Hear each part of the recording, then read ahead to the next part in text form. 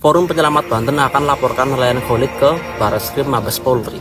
Forum Penyelamat matamu, pengkhianat lu. Mau dilaporin atas dasar apa? Pencemaran nama baik, fitnah, harus yang bersangkutan yang lapor. Kegaduhan, pagar laut yang bikin gaduh. Undang-undang ITE nggak bisa. Nelayan Khalid itu berbicara demi kepentingan umum, nggak bisa kena undang-undang ITE. Yang harus dilaporin tuh mahasiswa DO yang ngaku-ngaku nelayan terus melakukan pembohongan publik bahwa pagar laut dibangun oleh swadaya masyarakat. Itu ada berita menarik dari Suara Nasional yang berjudul Forum Penyelamat Banten akan laporkan Khalid ke Barreskrim Mabes Polri.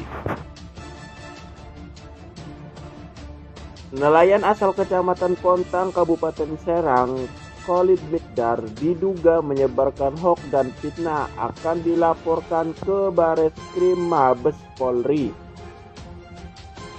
Berbagai pernyataan Khalid Mikdar penuh hoaks dan fitnah. Kami akan segera melaporkan Khalid Mikdar ke Barreskrim Mabes Polri, kata Koordinator Penyelamat Banten yaitu Ahmad Solahuddin Al-Bantani dalam pernyataannya kepada wartawan. Menurut Ahmad Solahuddin, berbagai pernyataan Khalid Mikdar membuat resah masyarakat Banten.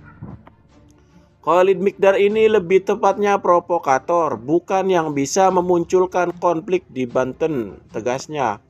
Ahmad Solahuddin Al-Bantani mengatakan upaya melaporkan Khalid Mikdar merupakan upaya penegakan hukum, bukan kriminalisasi. Biar aparat kepolisian yang menilai laporan dari kami, jelasnya. Pak Khalid Mikdar dapat dijerat dengan pasal terkait penyebaran berita bohong yang merugikan pihak lain, sebagaimana diatur dalam Undang-Undang Informasi dan Transaksi Elektronik. Kami sudah mempunyai bukti-bukti pernyataan hoaks dan fitnah Khalid Mikdar, kata Ahmad Solahuddin Al-Bantani. Ini siapa ini orangnya ini? Sosok Khalid Mikdar tiba-tiba menjadi fenomenal, sangat populer dan digandrungi oleh banyak pihak. Khalid adalah seorang nelayan di Banten yang saya kira paling agresif dan vokal menentang soal pagar laut yang ada di Kabupaten Tangerang. Jadi wajar kalau kemudian video-video diskusinya dalam berbagai forum perdebatan itu kemudian berjajaring viral. Sebagai sosok yang dinilai paling lantang bagaimana memperjuangkan aspirasi kepentingan nelayan yang saya kira paling terdampak terkait dengan pembangunan pagar laut yang ada di Kabupaten Tangerang. Jadi saya pun juga tertarik ya untuk membahas tentang Khalid ini karena memang sosoknya cukup langka, sosoknya cukup fenomenal, dan saya kira secara politik memberikan makna-makna yang cukup substantif di tengah bagaimana politik kita itu selalu pengap hanya sebatas soal kalah menang di Pilpres, di tengah politik kita yang selalu yang itu-itu aja terkait dengan kalah menang di Pilkada ataupun kalah menang di Pileg. Tiba-tiba muncul sosok Khalid yang saya kira ini semacam oase di mana politik kita itu bukan hanya soal bagaimana memenangkan pertarungan secara politik, tapi politik kita itu ada soal bagaimana memperjuangkan nasib-nasib kelompok lemah, kelompok-kelompok termarginal yang selama ini nyaris tidak pernah menjadi perdebatan dan perbincangan yang cukup serius di negara kita ini oleh para politisi dan oleh para elit tentu saja. Tiba-tiba muncul sosok Khalid yang seakan-akan ingin memberikan pesan politik bahwa persoalan bangsa dan negara kita ini bukan hanya soal kalah menang di pemilu, bukan soal siapa yang jadi presiden, bukan soal siapa yang jadi anggota dewan, bukan soal siapa yang jadi kepala daerah, tapi soal bagaimana keberpihakan kepada masyarakat bawah seperti nelayan yang selama ini memang nasibnya tidak pernah diperjuangkan oleh siapapun. Jadi saya pun tertarik untuk bicara tentang Khalid ini. Saya kira ada 3 hal terkait dengan Khalid. Pertama, tentu saat ini menjadi Khalid itu tidak gampang. Adalah sosok yang berada di garda terdepan menentang bagaimana pemagaran air laut yang ada di Kabupaten Tangerang. Ini tentu bukan perkara gampang. dilakukan oleh seorang nelayan biasa, bukan ningrat politik, bukan politisi, ataupun dari kalangan-kalangan orang penting tertentu. Khalid seperti kita semua, kebanyakan orang yang hanya punya keberanian dan hati nurani, bagaimana persoalan penindasan terhadap kelompok yang lemah, itu memang harus diperjuangkan sampai di titik darah penghabisan. Jadi mestinya kita semua ini malu kepada Khalid, karena begitu banyak mungkin persoalan-persoalan yang kita hadapi di sekitar kita, tapi kita tidak pernah berani lantang untuk menyampaikan secara terbuka. Apalagi Khalid juga tahu bahwa resiko yang akan dia hadapi ketika lantang protes terkait dengan pagar laut itu akan cukup beresiko. Bahkan dalam pengakuannya di berbagai forum-forum perdebatan, Khalid katanya sering mendapatkan telepon dari orang-orang yang tidak dikenal. Intinya mengingatkan Khalid untuk tidak macam-macam dan bicara keras terkait dengan pagar laut yang ada di Kabupaten Tangerang. Artinya apa? Mencari sosok seperti Khalid, orang biasa, hanya sebatas nelayan biasa, tidak punya backing politik apapun. Ini seperti mencari jarum di tumpukan jerami.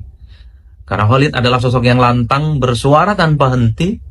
Bagaimana nasib nelayan yang paling terdampak terkait dengan pagar laut di Kabupaten Tangerang itu mestinya terus dikumandangkan secara signifikan. Jadi bagi saya itu adalah kredit kunci. Mungkin kalau kita mengutip bagaimana filosofi politik perjuangan mahasiswa, ini yang disebut dengan tunduk ditindas atau bangkit melawan. Karena mundur adalah pengkhianatan.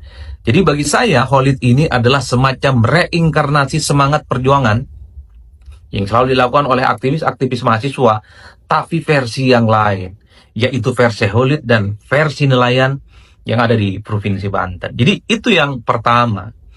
Nah yang kedua tentu saja, bagi saya apa yang disampaikan oleh Khalid ini adalah semacam tamparan politik yang cukup keras ya, kepada pihak-pihak, kepada pemangku kepentingan politik, kepada orang-orang hebat di negara kita ini untuk tidak takut melawan korporasi. Saya masih ingat betul apa yang disampaikan oleh Khalid dalam sebuah podcast, dalam sebuah dialog.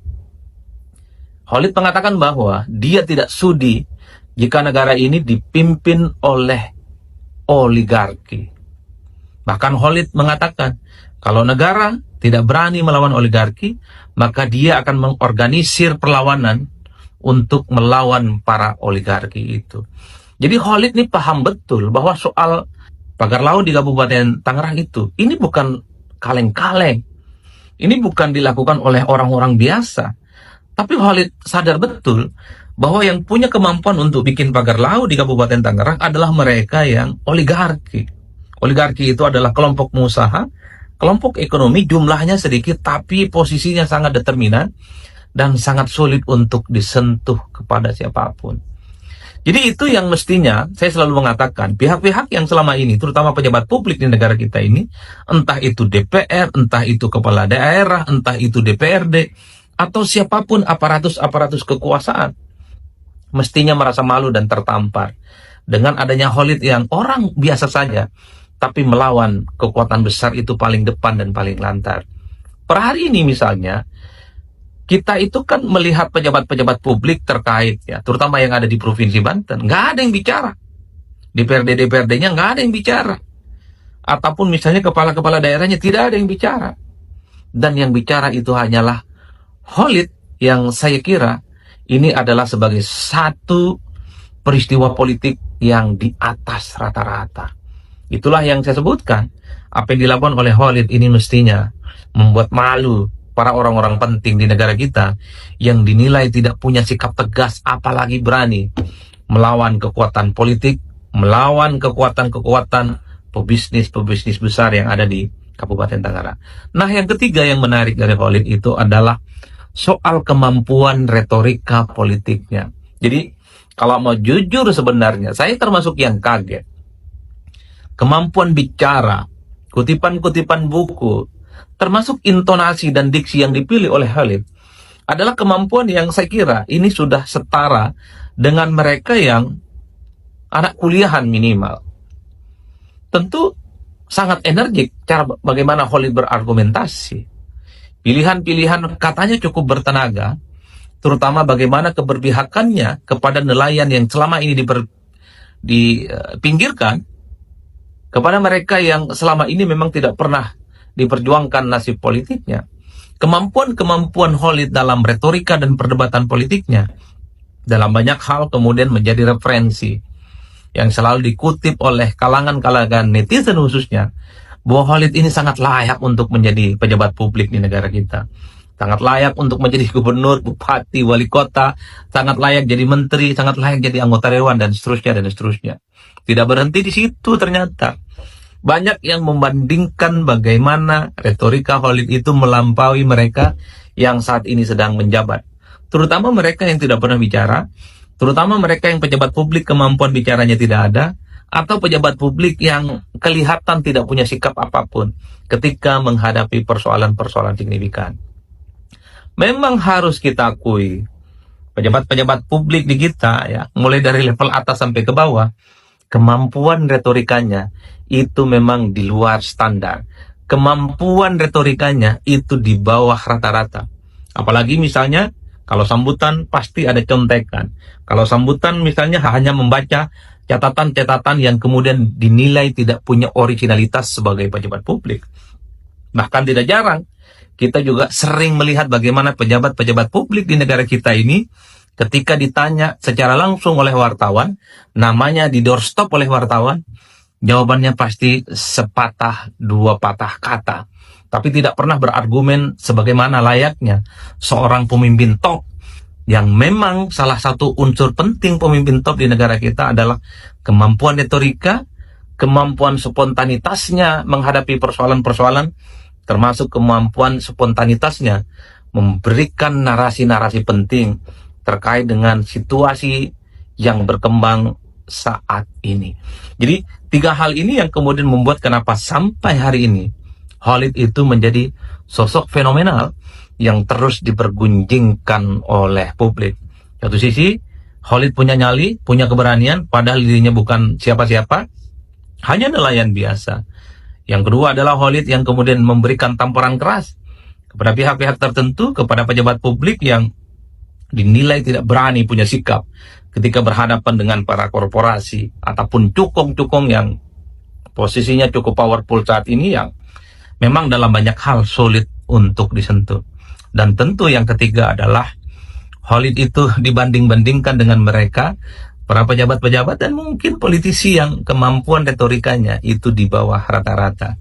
Dan bahkan Khalid ini dianggap sebagai sosok yang sangat layak dan pantas untuk diikutkan dalam kompetisi di 2029. Minimal menjadi calon DPRD. Katanya, itu kata netizen yang sampai hari ini tanpa henti terus memuji Khalid sebagai nelayan yang berjuang di barisan terdepan untuk memperjuangkan nasib kawan-kawan nelayannya yang ada di Kabupaten Tangerang. Saya tentu berharap di banyak tempat akan muncul Khalid yang lain, lantang berada di garda terdepan, menyuarakan ketika ada persoalan ketertindasan, persoalan ketidakadilan, dan persoalan-persoalan lain yang merugikan rakyat.